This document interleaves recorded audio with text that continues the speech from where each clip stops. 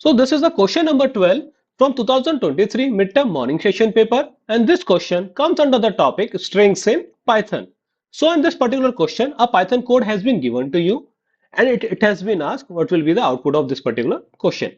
तो first line की अगर मैं बात करूं तो फर्स्ट लाइन में क्या है, स्ट्रिंग असाइन हो रही है एक्स को जिसका नाम क्या है एच आई, यानी कितने कैरेक्टर है इसके अंदर, आपके दो कैरेक्टर्स हैं, which is H is on 0 and I is on index 1.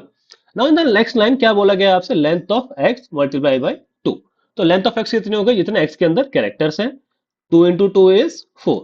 Hence for this one, option number C is the correct one. Now if you wish you can run this one on IDE as well. You will get to know कि same output आपका आ रहा है. Now based on the similar concept of strings, we have a practice question for you. You need to answer this one in comment box. What will be the right answer for this one? Okay guys, then that's it for the day. If you have any doubt regarding this one, feel free to ask in the comment box. Okay then, thanks for your time.